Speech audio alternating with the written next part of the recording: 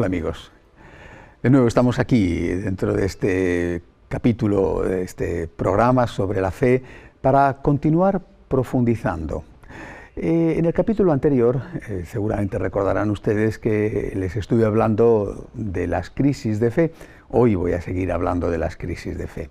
Pero les decía en el capítulo anterior que seguramente esa oscuridad del alma, por ejemplo, ante una aridez espiritual o ante un problema, a veces la exageramos, no es tan oscura la noche y muchas veces es un suave atardecer y somos nosotros que no estamos acostumbrados a tener problemas los que dramatizamos, y de eso deberíamos darnos cuenta cuando vemos a nuestro alrededor que hay tantos otros que están sufriendo muchísimo más que nosotros y a los cuales, además, con frecuencia no les pasa lo mismo que a nosotros, no pierden su fe, sino que se aferran más a ella.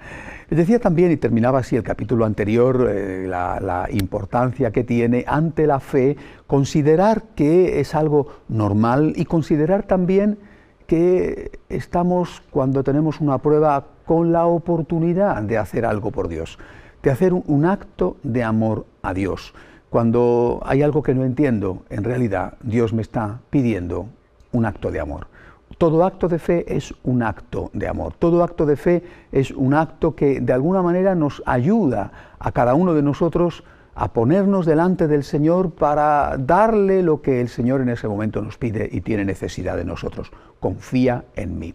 Bien, hasta aquí era el resumen de los capítulos anteriores y quisiera hoy profundizar un poco más en las causas de esas crisis de fe, insistiendo en que tener dudas de fe es normal, no podemos meter a Dios del todo en nuestra cabeza, es decir, hay que acostumbrarse a la normalidad de unas ciertas dudas de fe, que no son muchas veces, la mayor parte de las veces, tan difíciles como nos puede parecer, nos ahogamos en un vaso de agua, que tenemos que hacer uso de la memoria, sobre eso también insistiré ahora, para llenar de estrellas nuestra noche, y que a través de la duda, a través del acto de fe, el Señor nos está pidiendo un acto de amor. ¿Cuáles son los motivos más frecuentes para las crisis de fe? Bueno, naturalmente voy a hacer un resumen, una síntesis, porque cada uno seguramente tendría sus motivos y es imposible enumerarlos todos. Vamos a ver primero las crisis de fe provocadas por el sufrimiento, provocadas por el dolor. Ya no me estoy refiriendo a nuestras propias crisis de fe, ya he hablado de eso en los capítulos anteriores, intentando explicar cómo tenemos que actuar, sino a las crisis de fe que tienen los que nos rodean, amigos, familiares, los hijos, los cónyuges, a las crisis de fe que tiene la gente que vive en torno a nosotros. El primer bloque de crisis de fe es el dolor, la gente que está sufriendo. Cuando el dolor llama a tu puerta, cuando el dolor golpea tu cuerpo, tu alma o las dos cosas a la vez, puede suceder que ese dolor te destruya o que ese dolor te reconstruya, que te edifique. Nunca se sale del dolor lo mismo que se había entrado. Nunca, nunca. O se sale mucho mejor, purificado, o se sale mucho peor, destruido. Y eso no va a depender del dolor, sino que depende de ti. Ahora bien, también puede depender de que alguien esté a tu lado, ayudándote a interpretar ese dolor, a digerirlo y a saber obtener algo positivo de esa prueba difícil. Por eso, cuando nos encontramos con una persona que sufre, puede ser que esa persona sea un alejado, un ateo, o puede ser que esa persona sea un creyente.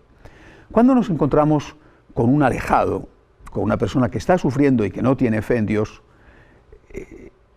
es muy frecuente, fíjense, es muy frecuente que ese sufrimiento lleve a ese alejado a la fe en Dios, porque se da cuenta de que no tiene nada donde agarrarse en esa circunstancia tan dura de su vida, sea una enfermedad, la muerte, un problema laboral, y porque a lo mejor se había creído un Dios y esa situación le está desmontando y derribando del trono donde se había subido o donde le habían subido, y ahora mismo se encuentra en una situación de profundo desconcierto. En ese instante, el creyente que está a su lado tiene que saber estar con muchísima delicadeza, sin restregarle nada por las narices, con muchísimo tacto, con muchísimo amor, para decirle en el momento oportuno, decirle, mira, sé de qué va esto. Yo también he sufrido. Y mi experiencia, por si te sirve de algo, es que con Dios las penas están compartidas. Con Dios es más fácil. No con Dios es fácil, eso es una tontería. Con Dios es más fácil, con Dios es posible. Naturalmente que el ateo, delante de un testimonio así, puede contestar diciendo, ya me gustaría a mí tener la fe que tú tienes, ya me gustaría a mí. Y entonces hay que decirle, siempre recuerdo aquello que decía el magnífico compositor, músico español Manuel de Falla, siempre le decía a sus amigos comunistas en esos años difíciles, previos a la Guerra Civil Española, en los años 30, él era un hombre de profundísima fe, pero muchos de sus amigos no lo eran. Y le decían sus amigos, Manolo, qué envidia te tenemos que tienes fe. Y él les comentaba, empieza a practicar. Pero hombre, le decían, Manolo, ¿cómo vamos a ir a misa si no tenemos fe? Y él contestaba diciendo, mira, a rezar se aprende rezando y a tener fe en Dios se aprende teniendo fe en Dios. Vete a la iglesia, quizá no a la misa, vete a la iglesia y habla al Dios desconocido. Rézale al Dios en el que no crees, pero quizá en el que creyó tu mamá o tu papá. Háblale al Dios desconocido. Y ya verás como poco a poco te viene la fe. Lo mismo que la fe se pierde por dejar de practicarla, también la fe se puede ganar cuando uno empieza a practicarla. Háblale al Dios desconocido. Dile a ese Dios en el que no crees, si existes, escúchame. Si existes, ayúdame. Y ya verás como de repente empiezas tú también a creer. Por eso, cuando alguien sufre, hay que estar a su lado, con mucha delicadeza, quizá mucho tiempo en silencio, con actos y obras concretas de amor. Hay que estar a su lado y en el momento oportuno decir una palabra. Al que no tiene fe hay que decirle, a mí, mi fe me ha ayudado a pasar por las pruebas de la vida sin hundirme. Quizá a ti también te puede ayudar. Si tienes algo de fe, vuelve al Dios de tus mayores, y si no, empieza a rezar al Dios desconocido. Empieza a rezar a la hipótesis, y ya verás cómo esa hipótesis se convierte en tesis, y ese Dios desconocido, de repente empiezas a conocerlo y a amarle seguramente con una fuerza que no tiene a lo mejor el creyente de toda la vida. Y si el que está sufriendo es un creyente, como tú y tú lo sabes, también hay que tener una actitud de respeto, de prudencia. Es muy peligroso cuando alguien sufre empezar a darle consejos. No, hay que ser muy delicado, estar a su lado, muchas veces en silencio, muchas veces simplemente haciéndole, teniendo un detalle, una obra de caridad, algo que le ayude a pasar por ese dolor, por ese sufrimiento. Un abrazo, un gesto amable es más importante que un discurso. Pero si le ves tambalearse en la fe, también cuando llega el momento debes decirle, oye, tú tienes fe como tengo fe yo. No podemos afrontar nosotros los creyentes el dolor como lo afrontan los que no creen en Dios. Tú sabes, porque en tu vida seguro que ha ocurrido más veces, que Dios escribe derecho con renglones torcidos. Confía en Dios, lo mismo que Él permitió la muerte de su Hijo único, y de ahí salió el gran bien de la redención de los hombres. ¿Quién sabe la cantidad de cosas buenas que pueden salir de este sufrimiento que ahora tú estás atravesando? Por otro lado, también hay que decir otra cosa, y hay que decírselo a estos de una forma especial.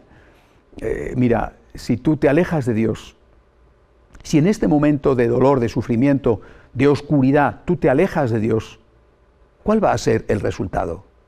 ¿Acaso tu hijo que ha muerto va a resucitar?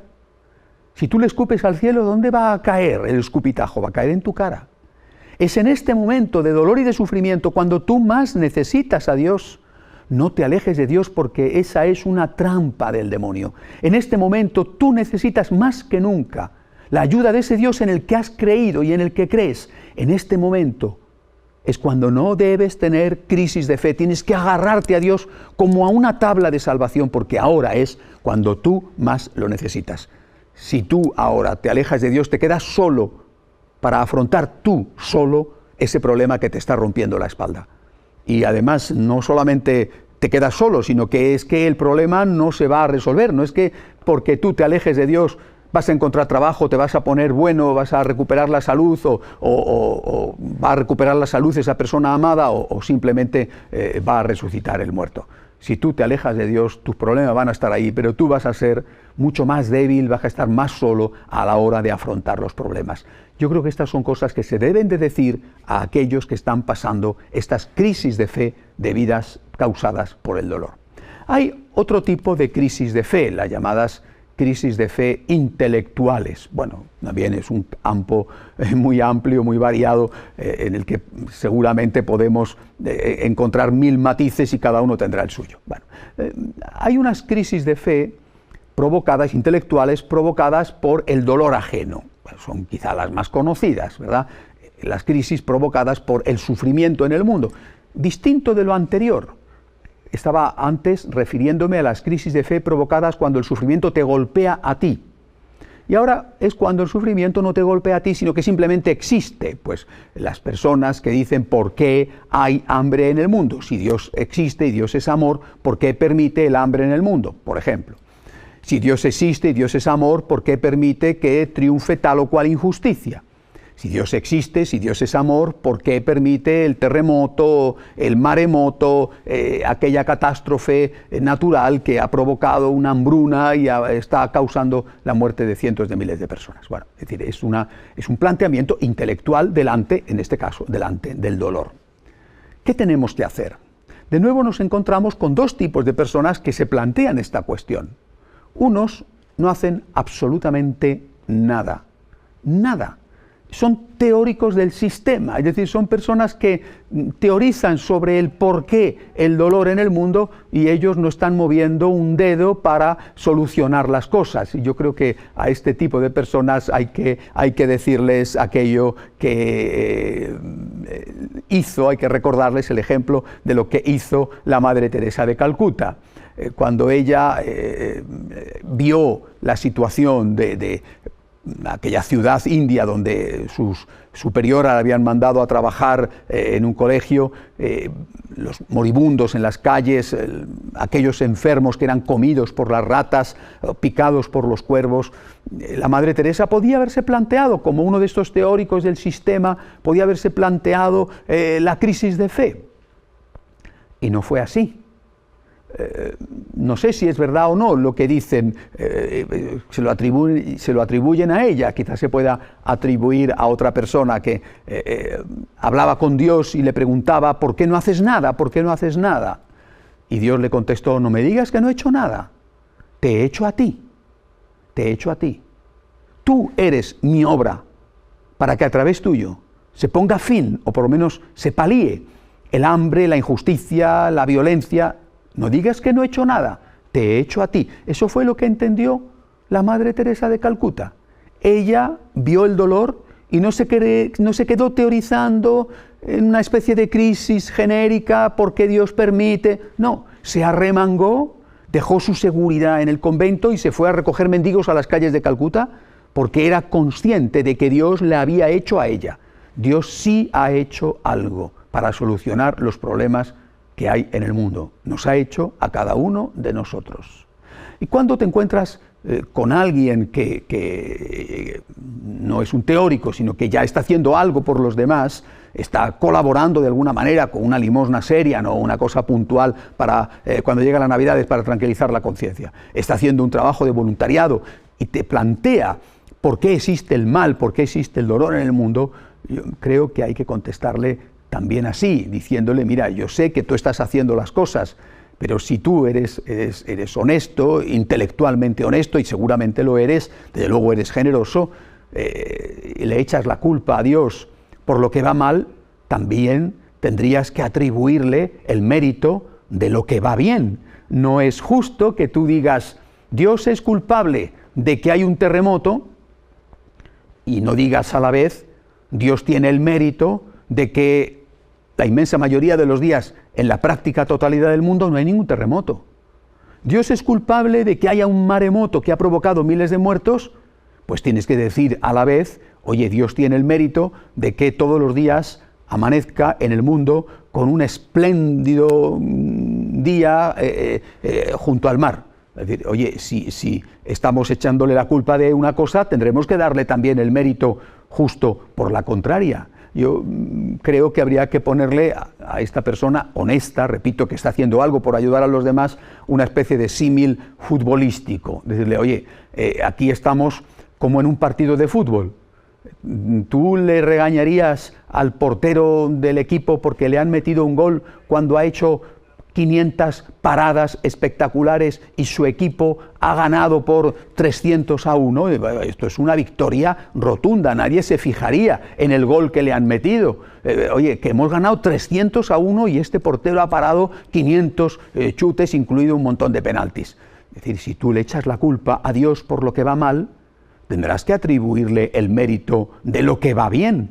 Y es que lo que va bien, aunque no queramos reconocerlo, lo que va bien, afortunadamente, es muchísimo más de lo que va mal. Bien, hasta aquí dos de los motivos más frecuentes del por qué las crisis de fe. Pero aún me quedan más, incluso dentro de estos motivos intelectuales, aquellos que dudan de la propia existencia y luego la gran causa de crisis que es el éxito. Volvemos en unos instantes. Hasta ahora mismo.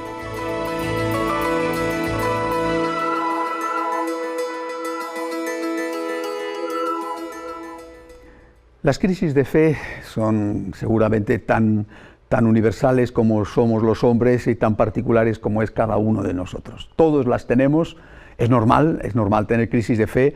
En el paraíso los primeros padres no las tenían y cuando volvamos a estar en el cielo tampoco las tendremos.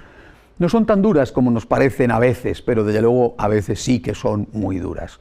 He estado describiéndoles algunas de las causas por las cuales se tiene crisis de fe. Quisiera seguir con algo más sobre este tema que realmente es apasionante, sobre todo para saber cómo tenemos que comportarnos. Por ejemplo, cuando te encuentras con una persona que tiene una crisis de fe de tipo intelectual, pero no provocada, como la que hemos visto antes, por el dolor en el mundo. Un dolor ajeno, un dolor que te impacta y que muchas veces te lo planteas como un mero ejercicio de retórica y de excusa para alejarte de Dios y hacer lo que te dé la gana. Sino la cuestión en sí de la existencia de Dios.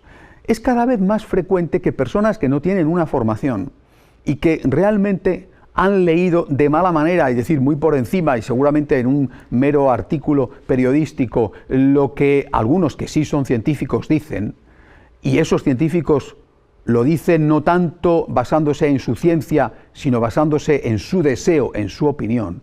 Es muy frecuente encontrarte con personas que dicen, no, si el mundo no fue creado por Dios, el mundo existe por casualidad. Es decir, un día existió el Big Bang, y muchos de los que dicen lo de Big Bang ni siquiera saben lo que significa Big Bang. Existió el Big Bang y el mundo empezó a existir. No había nada y de repente hubo una gran explosión y empezó a existir. Y dicen esto y se quedan tan tranquilos, no tienen ni idea de lo que implica eso, pero se quedan tan tranquilos, ya han despachado de un golpe la existencia de Dios. Creo que en este tema hay que ser un poquito serios, porque es un asunto trascendental para la vida humana, para el ser humano, para la sociedad. Oiga, usted tiene que aceptar una cosa, que no puede demostrar que Dios no existe.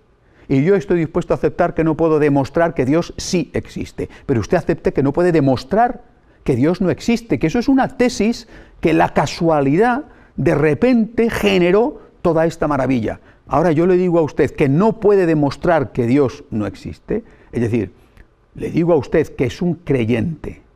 Usted es un creyente como yo. ¿Usted en qué cree? En el no Dios. ¿Usted en qué cree? En la no existencia de Dios. ¿Yo en qué creo? En el sí.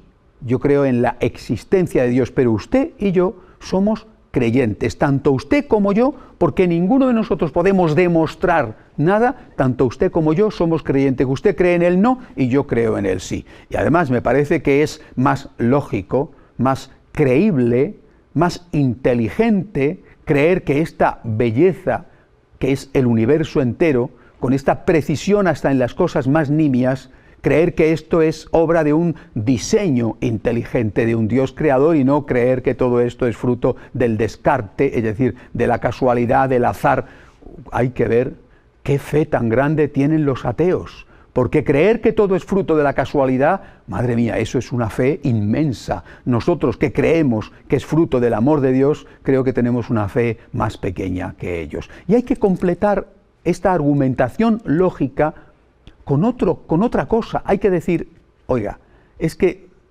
lo que existe o no existe es tal y como es. Es decir, si existe Dios, existe, y si no existe, no existe. Pero mire, el día de nuestra muerte, usted y yo, imaginemos que morimos en el mismo minuto, en el mismo instante, el día de nuestra muerte pueden suceder dos cosas: que exista Dios, usted y yo nos vamos a encontrar con Dios, ¿y qué va a sentir usted? ¿Y qué voy a sentir yo? Yo voy a sentir que he acertado, y usted va a sentir que se ha equivocado. Yo voy a estar muy contento y usted va a estar diciendo todo el tiempo, vaya tonto que he sido, vaya soberbio que he sido, que he pretendido meter al Dios del universo en la pequeña jaula de mi diminuta inteligencia. Para mí, fenomenal, si el día en que me muero me encuentro con Dios, y para usted, si el día en que usted se muere se encuentra con Dios, realmente va a ser un serio problema. Supongamos lo contrario, no existe nada, nos morimos los dos en el mismo instante. Querido amigo, en ese día, en ese instante, ni usted ni yo vamos a poder ver que hemos acertado o hemos fracasado.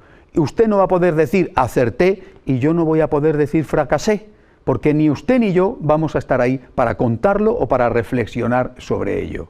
Con una diferencia. La diferencia es que yo habré vivido toda mi vida acompañado, será con una sugestión, pero he vivido acompañado, y usted ha vivido toda su vida solo. Es muchísimo más inteligente creer en Dios que creer que todo es fruto de la casualidad y que somos simplemente nitrógeno para continuar un ciclo y abonar las plantas cuando nos morimos. Y esto tenemos que decirlo, esta argumentación hay que darla a este grupo de intelectuales que la mayor parte de las veces no saben ni lo que significa eso. Tenemos que ser capaces de decirles esto: creo en Dios, me parece lo más lógico creer en Dios, en todo caso asumo el riesgo, pero si acierto he dado en el pleno, y si me equivoco no tendré tiempo de darme cuenta de que me he equivocado porque no habrá nada, pero he vivido toda mi vida con alguien que me ha sostenido, que me ha ayudado y que me ha hecho la vida muchísimo más feliz. Con esto quisiera terminar este punto, que es inmenso, ¿verdad?, de nuestra actitud delante de las personas que tienen crisis de fe. Y quisiera terminarlo porque, para acabar este capítulo, quiero hablar de nuevo de la memoria. Y quiero hablar de la memoria como justicia. Delante de las crisis de fe, de las nuestras y de esas personas que tienen crisis de fe, tenemos que recurrir una y otra vez al argumento de la memoria. Mira, tenemos que decirnos y tenemos que decir, mira, tú tienes dudas, es normal, pero también tienes muchos motivos para creer. En tu vida hay cosas que han ido mal y que van mal, es cierto. Incluso puede suceder que una parte importante de esas cosas no sean culpa tuya. Bien, pero también en tu vida hay muchas cosas que van bien. No puedes estar olvidando todo lo que ha ido bien y que está yendo bien en este momento. No puedes estar olvidándolo cuando te encuentras en la oscuridad, porque eso no es justo. Es imprescindible, repito, hacer un acto de justicia para con Dios, y el primer acto de justicia para con Dios, que nos va a ayudar muchísimo en los momentos de oscuridad, es el de la memoria.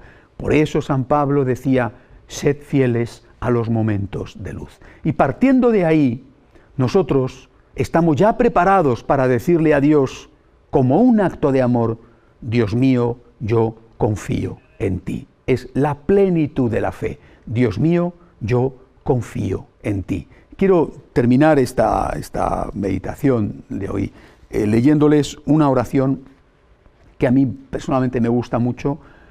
Les invito a que ustedes la tengan y la lean con frecuencia, en lo bueno y en lo malo, es decir, no solamente en los momentos de oscuridad, pero desde luego sí en esos momentos de oscuridad. La oración es no es un santo todavía, pero estoy convencido de que algún día lo será y que algún día la Iglesia lo reconocerá. Me refiero a Charles de Foucauld. Es una oración preciosa. Él, que procediendo de la increencia y del alejamiento de Dios, poco a poco se ha ido encontrando con el Señor, él llega a un momento en que le dice esto a Dios: Padre mío, me pongo en tus manos. Haz de mí lo que tú quieras. Sea lo que sea, te doy las gracias. Estoy dispuesto a todo. Lo acepto todo con tal de que tu voluntad se cumpla en mí y en todas tus criaturas. No deseo nada más, Padre. Te confío mi alma. Te la doy con todo el amor de que soy capaz, porque te amo y necesito ponerme en tus manos sin medida, con una confianza infinita, porque tú eres mi Padre. Cuando empezamos nuestro recorrido, cuando empezamos nuestro acercamiento a Dios, recordando los momentos de luz, cuando llega un momento en que nos fiamos de Él y le decimos, Señor, como un acto de amor a ti te digo, me fío de ti. Cuando nosotros llegamos a decirle a Dios, te quiero tanto, Señor, que he decidido jugarme la vida detrás de ti, en agradecimiento a los momentos de luz, en ese momento hemos llegado a la plenitud de la fe. Y en ese momento estamos preparados para decirle, como el Señor le pidió a Santa Faustina o a Santa Margarita María de Alacoque, como expresa Carlos de Foucauld en esta oración, estamos preparados para decirle a Dios, Señor, en ti confío. Pongo mi alma en tus manos. No tengo miedo, creo en ti, sé que estoy apoyándome en alguien que nunca me va a defraudar. Decirle a Dios, me fío de ti, es la plenitud de la fe. Nace de la intelectualidad de creer que esto no puede ser fruto de la casualidad y termina en un acto de amor. Jesús, en ti confío. Hasta la semana que viene, si Dios quiere.